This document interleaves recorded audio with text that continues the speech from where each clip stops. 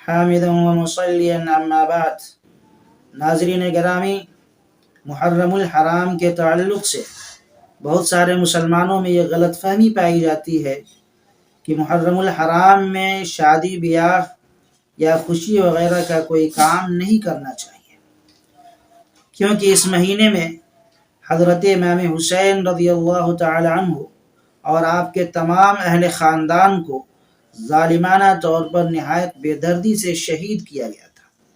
اس وجہ سے یہ مہینہ غم اور ماتم کا مہینہ ہے، سوگ اور منحوسیت کا مہینہ ہے، لہذا اس مہینے میں نکاح وغیرہ کرنا یا خوشی کا کوئی بھی کام کرنا منحوس اور نامبارک ہوگا، بلکہ اگر کیا جائے تو اس کی وجہ سے شاید کسی مصیبت اور پریشانی میں مبتلا ہونا پڑے۔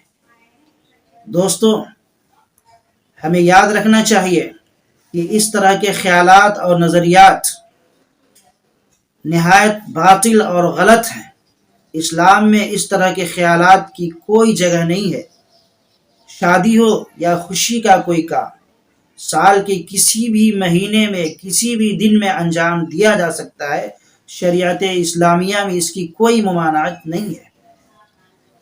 ناظرین گرامی، ہمیں یہاں دو باتوں کو سمجھنے کی ضرورت ہے۔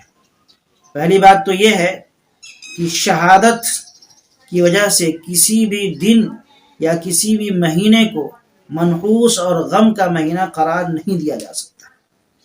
وجہ اس کی یہ ہے کہ شہادت کوئی غم اور ماتم کی چیز نہیں ہے، بلکہ یہ تو اللہ کی وہ عظیم نعمت اور بڑی سعادت ہے جس کی تمنا نبی رحمت صلی اللہ علیہ وسلم نے خود اپنے لیے کی ہے اور امت مسلمہ کو اس کی ترغیب بھی دی ہے۔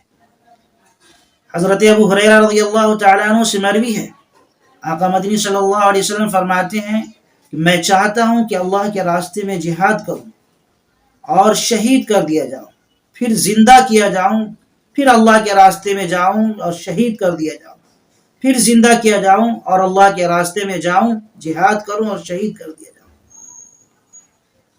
صحیح مسلم حدیث نمبر 4967۔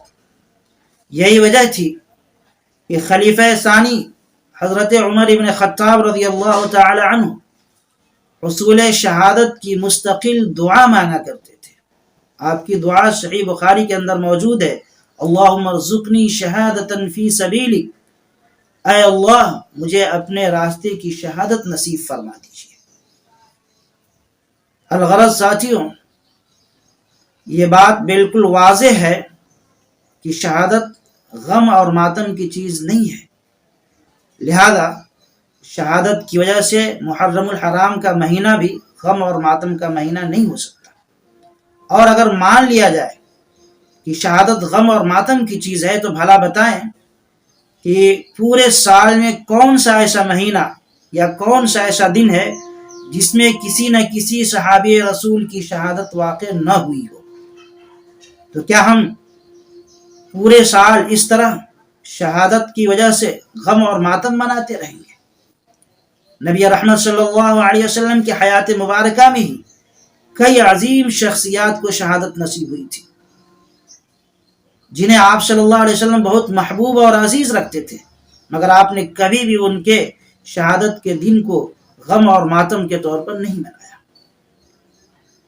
دوسری بات یہ ہے کہ آپ صلی اللہ علیہ وسلم کے بعد 3 خلفائے راشدین کو ظالمانہ طور پر شہید کیا گیا۔ ظاہر سی بات ہے کہ ان کا مقام اور مرتبہ حضرت امام حسین سے بہت بڑھا ہوا تھا، لیکن امت مسلمہ نے کبھی بھی ان کے شہادت کے دن کو یا ان کے شہادت کے مہینے کو غم اور ماتم کے طور پر نہیں منایا۔